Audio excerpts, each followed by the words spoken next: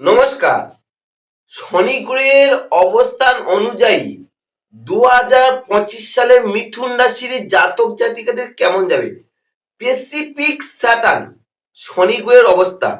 কারণ শনি আপনার ক্ষেত্রে এই যে 2025 সালটা কোন বিষয়ে শুভ, কোন বিষয়ে অশুভ এবং কোন বিষয়ে সতর্কীকরণ হতে হবে, জানতে পুরো ভিডিওটা দেখতে পারেন।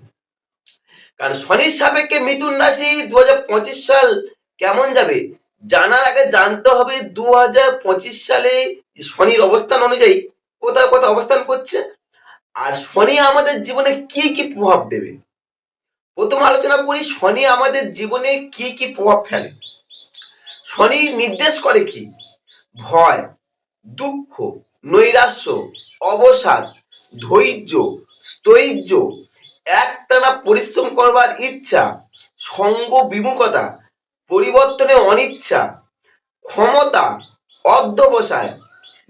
শনি নির্দেশ করে গাদা খাটুনির কাজ, কর্তব্য নিষ্ঠা, সংযম, সাবধানতা, নিয়মানুবর্তিতা। অর্থাৎ শনি এইগুলো নিয়ন্ত্রণ করে, নির্দেশ করে শনি। এই শনি হচ্ছে আবার কি কর্মফলদাতা। কেন বললাম সুপ্রদর্শক বন্ধু? কারণ রাশিচক্রে শনি কোথায় অবস্থান করে? শনির ঘর হচ্ছে কি মকর আর কুম্ভ। এই মকর কুম্ভ কি রাশিচক্রে দশম এবং একাদশ। দশম থেকে কর্ম, আবার কর্মের সাফল্য হচ্ছে একাদশ।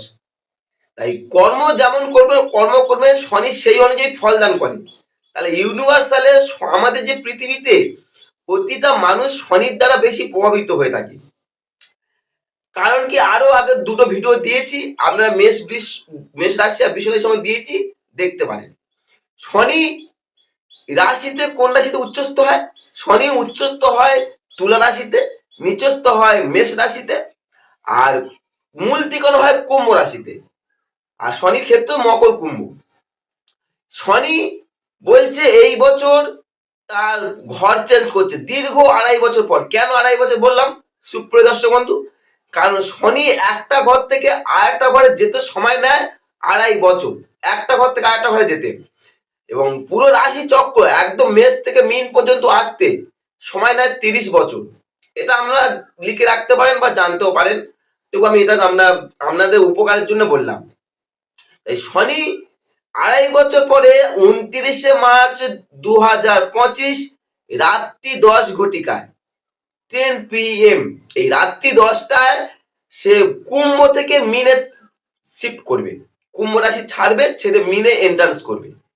এর ফলস্বরূপ যে এই যে শনি চেঞ্জ হচ্ছে, কি কি ফল পাবেন, শুভ অশুভ সাবধান সবকিছু আলোচনা করব, ডিটেলস আলোচনা করব। যাদের মিথুন রাশি জাতক জাতিকারা আছেন এই ভিডিওটা তাদের ক্ষেত্রে খুব খুব উপকার আসবে যদি আপনি মিথুন রাশি জাতক জাতিকা হয়ে থাকেন। মিথুন রাশি শনির অবস্থান জানার আগে জানতে হবে মিথুন রাশি 2-4টে ছোট ছোট আমাদের সম্বন্ধে 2-4টে কথা, যা আমরা স্বভাব চরিত্র সম্বন্ধে আলোচনা করব।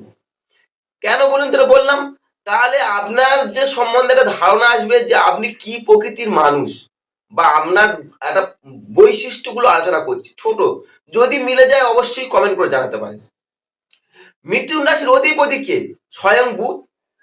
বুধ হচ্ছে এই রাশিটাকে নিয়ন্ত্রণ করে, এবং বুধের যেহেতু নিয়ন্ত্রণ, তাই বুধের যাবতীয় গুণ এই মিথুন রাশি জাতক জাতিকাদের মধ্যে দেখা যায়। বুধের যাবতীয় গুণ, বুধের যাবতীয় গুণ কি কি?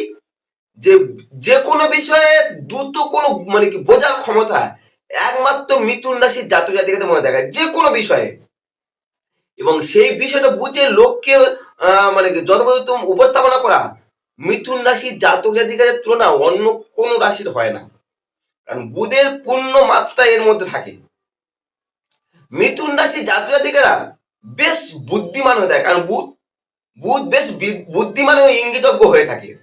এবং পড়াশোনার দিকে কিংবা সাহিত্য অথবা শিল্প বিজ্ঞান সংক্রান্ত দিকে এদের প্রবল আকর্ষণ কাজ করে মিথুন রাশির জাতক জাতিকাদের।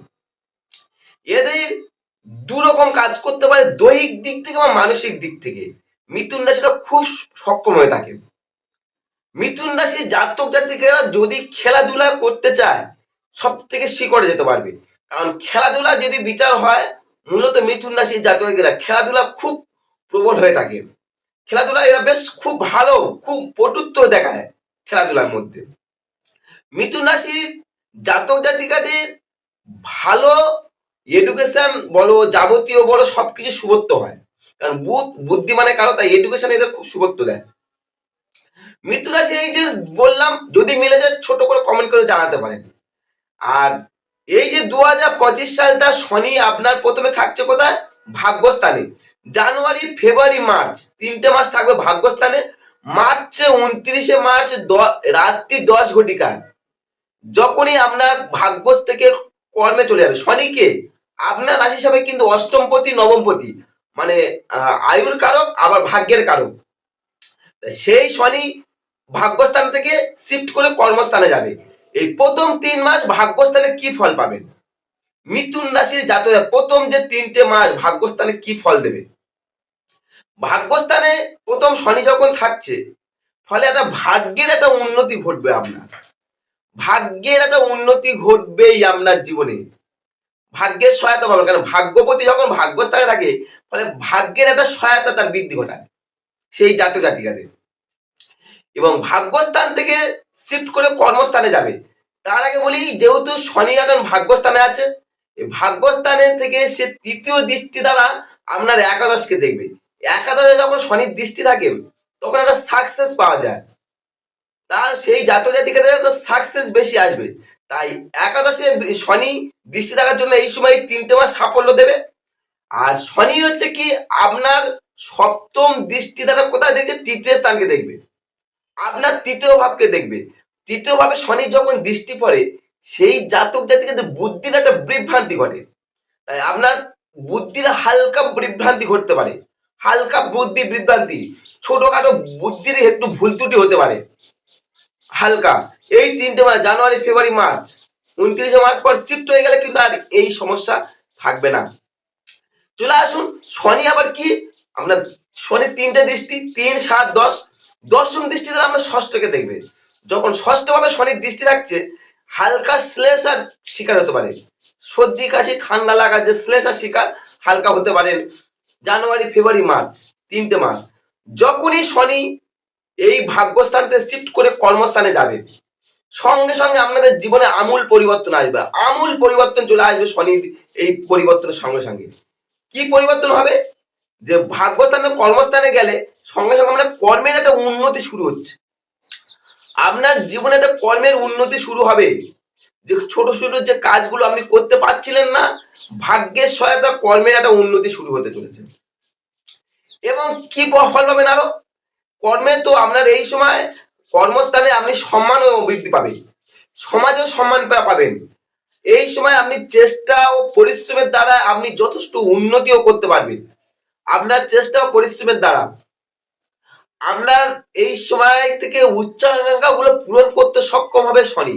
কারণ কর্মভাবে যখন শনি এন্ট্রান্স করছে, আপনার কর্মের তো উজ্জ্বলতা বাড়বে। সেই সঙ্গে মানে কি আপনার যে অনেক অনেক ইচ্ছা আকাঙ্ক্ষা পূরণ করতে সক্ষম হবে করবে এই শনি গ্রহ। আর শনি কি হবে? এবার যখন আমরা কর্মভাবে যাবে, তার তৃতীয় দৃষ্টি দ্বারা আমরা কি দশম ভাবকে দেখবে। দশম ভাবে যখন শনির দৃষ্টি পড়ে, ফলে ব্যয়ের ভাবটা, দশম ভাবটা ব্যয় বা বিচার হয়, ব্যয়টা একটু কমবে, ব্যয় কমাবে। কারণ শনি ব্যয় কমায়, শনি হচ্ছে কৃপণতা বৃদ্ধি করে, ব্যয় কমতে শুরু হবে। আর শনি কি হবে তখন?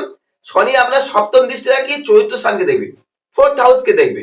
চতুর্থ ভাবে শনির যখন দৃষ্টি পড়বে, এর কারণ দশমে থাকার জন্য সপ্তম দৃষ্টি দ্বারা তোমার চতুর্থকে দেখবে। পিতামাতার দিক থেকে হালকা সমস্যা আসতে পারে, পিতামাতার স্বাস্থ্য সংক্রান্ত সমস্যা আসতে পারে। আর একটা সমস্যা আসবে কি, সপ্তম দৃষ্টি বললাম, এবার দশম দৃষ্টি। দশম দৃষ্টিতে আমরা 7th হাউস, আমরা সপ্তম ভাবকে দেখবে।